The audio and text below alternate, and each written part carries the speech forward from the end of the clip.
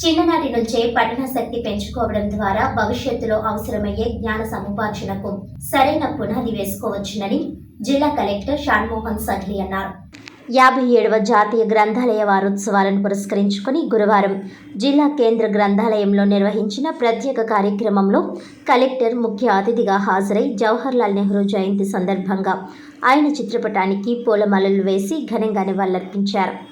ఈ సందర్భంగా కలెక్టర్ షాన్మోహన్ మాట్లాడుతూ పుస్తక పఠనం అనేది చాలా మంచి అలవాటని, చిన్నతనం నుంచే పఠనాసక్తి పెంచుకోవాలని అన్నారు. రోజు చదివే పాఠ్య పుస్తకాలతో పాటు లోక జ్ఞానం, విజ్ఞానాన్ని కలిగించే పుస్తకాలు చదవడంపై విద్యార్థులు ఆసక్తి పెంపొందించుకోవాలని అన్నారు.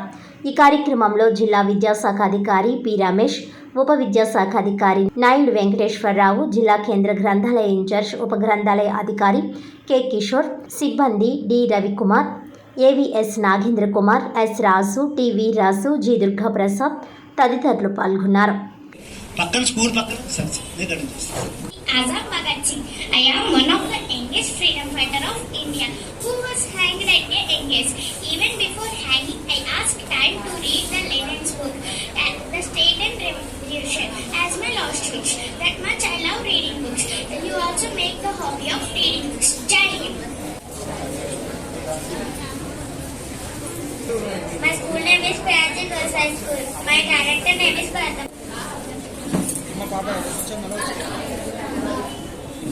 రోజు 57వ జాతీయ గ్రంథాలయ వారోత్సవాలు మన కాకినాడ జిల్లాలో జిల్లా గ్రంథాలయ సంస్థ తరఫున 100 లైబ్రరీలు ఉన్నాయి. 100 లైబ్రరీల్లో ఘనంగా స్టార్ట్ చేయడం జరుగుతుంది. ఈ వారోత్సవాలు 14/11/24 నుంచి 20/11/2024 వరకు వారం రోజుల పాటు జరుగుతాయండి.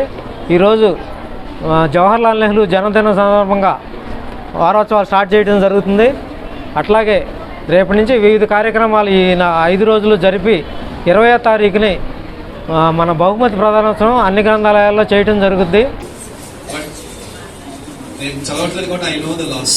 నాకు తెలుసు, నేను చదువుంటే కొంచెం బెటర్గా కొన్ని తెలిసేవి, కొన్ని అట్లీస్ట్ అర్థం చేసుకోగలిగే వాళ్ళని. సో అలాంటి ఇంపార్టెంట్ బుక్స్ కూడా నాకు తెలియవు. So I feel ashamed. నాకు సిగ్గు అనిపిస్తుంది. నాకు కొన్ని బుక్స్ తెలియవు, కొన్ని బుక్స్ నేను చదవలేదు. సో అలాంటిది ఆఫ్టర్ ఒక 10 ఏళ్ల తర్వాత, 15 ఏళ్ళ తర్వాత, I think you are all in 14 years 15 years old, అంతేనా?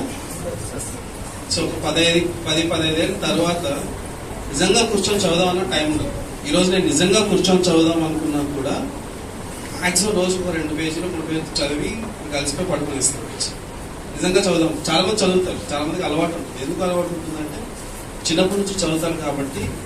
ఇవాళ ఆఫ్టర్ ఎ లాంగ్ డే, రోజంతా పనిచేసి వచ్చినా 1 గంట కూర్చొని, ఫిక్షన్ లాంటివి కాదు, నాన్ ఫిక్షన్ అంటే ఆటోబయోగ్రఫీస్ కానీ, సెల్ఫ్ ఇంప్రూవ్మెంట్ అంటే మన గురించి మనం డెవలప్ చేసుకోవడం, అంటే మన థింకింగ్ ప్రాసెస్ డెవలప్ చేసుకోవడం కానీ, హ్యాబిట్స్ డెవలప్ చేసుకోవడం కానీ, లేకపోతే ప్రపంచంలో ఏం జరుగుతుందో తెలుసుకోవడం కానీ, ఇలా రకరకాల యాక్టివిటీస్ గురించి ప్రతి వారం ఒక బుక్ చదివే వ్యక్తి కూడా ఉంటారు.